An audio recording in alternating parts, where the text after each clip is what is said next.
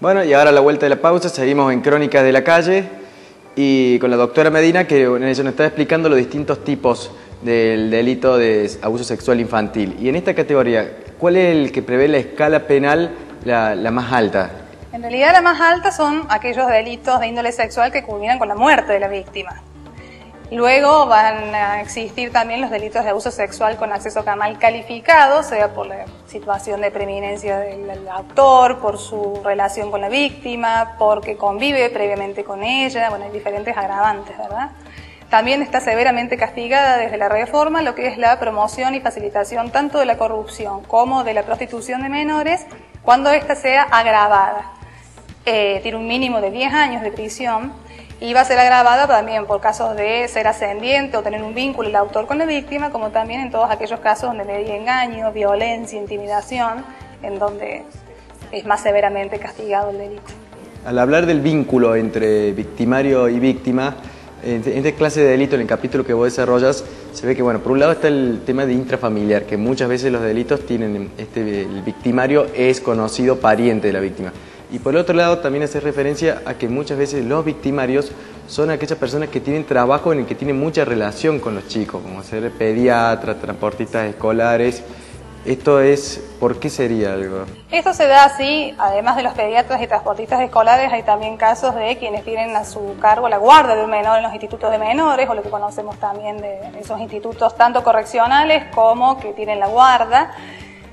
Porque hay un contacto con el menor en donde hay una facilidad del autor de lograrse la confianza de la víctima precisamente por el trato cotidiano que tienen con ella. Profesores, docentes, preceptores, hay muchos casos en donde el trato cotidiano con la víctima termina haciendo que, bueno, desarrolle sus deseos de satisfacer su sexualidad. Claro, en algunos casos puede ser por alguna supuesta empatía o por alguna relación de poder también que se dan estas relaciones. Exactamente. Sí, hay una infinidad de casos de supuestos que va a estar a cargo de las peritos psicólogas en determinar cuál es el perfil de ese sujeto autor o de ese victimario y que por qué termina accediendo a una víctima, pero yo no te sabría decir desde el punto de vista psicológico. Sí que las estadísticas marcan que generalmente el sujeto activo tiene, además de con esa víctima, un trato cotidiano con niños o con menores de edad. Y en el caso del abuso sexual infantil, cuando hablamos de prostitución infantil, sí, o sea, donde ya hay una persona que lucra con eso y hay un cliente.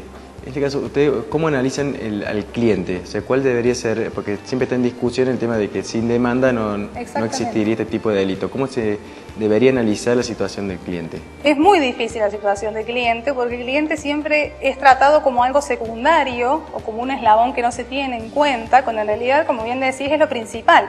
Sin cliente que busque este tipo de trato o de servicio sexual no habría prostitución infantil. Yo creo que hay que distinguir en dos casos: el cliente que busca que la prostituta o el niño que ejerce la prostitución sea menor de edad, de aquellos casos en donde el sujeto va a una casa donde se ejerce la prostitución y se termina encontrando con que quien le va a brindar el servicio es menor de edad. Son dos casos distintos, no sé si me explico. Sí. En el primer caso, en donde es el cliente el que busca ese tipo de oferta, bueno, claramente es responsable. Y allí habrá que ver qué figura se aplica, figura delictiva, si copartícipe de promoción o facilitación de la prostitución, si directamente autor de abuso sexual, dependiendo de la edad de la víctima. En cada caso en concreto se va a ir analizando. En el segundo caso, aquel cliente que se topa con que existe una niña o niño que está siendo explotado para ejercer la prostitución, ¿cómo hacemos para encontrarlo cuando esto es anónimo? En Buenos Aires, cuando pusieron la línea famosa del 102 para hacer las denuncias, en esa semana se registraron varios llamados telefónicos anónimos de clientes que no buscaban prostitución o satisfacer sus deseos con menores de edad y se encontraban con esto y de manera anónima llamaban y denunciaban que en tal casa o en tal domicilio se estaba ejerciendo a los fines de ayudar a ese niño. Por otro lado,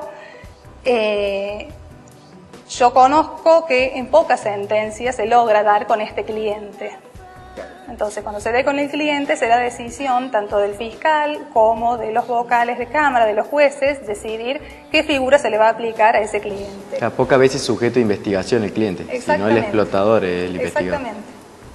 Entonces ahí es bueno ver eso, porque muchas veces hay muchos proyectos de penalizar al cliente, como por ejemplo ocurre en Suecia. Exactamente. Claro, pero digo, en México también. Claro, pero no, acá en Argentina todavía eso son proyectos aislados que todavía ni siquiera se están tratando. No se han tratado. No se han tratado y por otro lado, como te digo, a veces es el propio cliente, esto es una especie de dicotomía, es el propio cliente el que termina ayudando a través de su llamado anónimo o su declaración en juicio para poder condenar a quien facilitó o explotó a ese menor. Facilitó la prostitución, no de ese menor. Y la figura de la facilitación de la prostitución, ¿es una figura, cuál es la diferencia que tiene con la corrupción? La facilitación y la promoción son dos formas o dos actividades distintas. Facilita aquel que brinda los medios a un niño, a un menor de edad que ya está ejerciendo la prostitución, porque alguien, algún otro, ya lo colocó en ese estado porque él mismo decidió por las razones que sea ejercer la prostitución.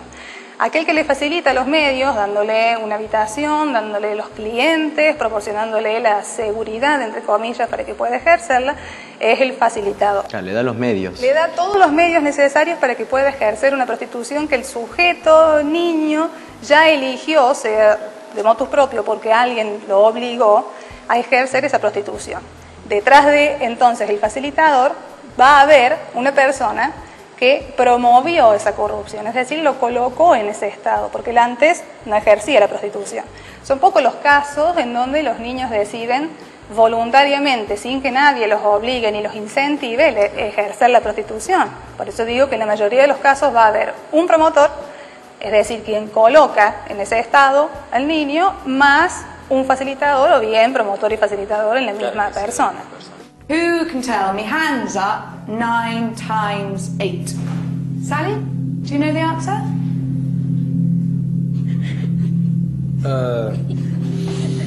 Shush. Do you want to come by my house after school? Nah.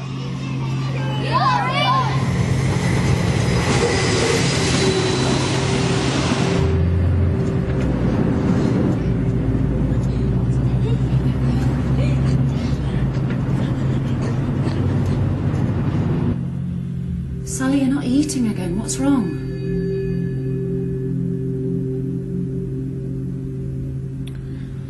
I'm fine.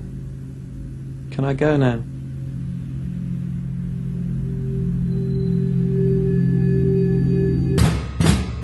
Esto fue todo por hoy. Creo que ha sido un programa por demás ilustrativo y que lleva un mensaje a la sociedad, a la familia, para que tome conciencia de la magnitud de este tipo de delitos.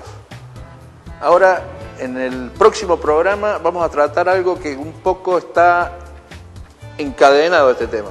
¿De qué vamos a hablar Y la semana que viene, Miguel, vamos a seguir con este tema, con un caso en la ciudad de Córdoba. Se trata de una investigación judicial para dar con un pederasta virtual. Una persona que subía imágenes pornográficas desde un barrio de la ciudad de Córdoba y que llegaban a distribuirse en Estados Unidos y Rumania, entre otros países. Un misterio del FBI que descubrió un fiscal de Córdoba. Eso la semana que viene en Crónica de la Calle.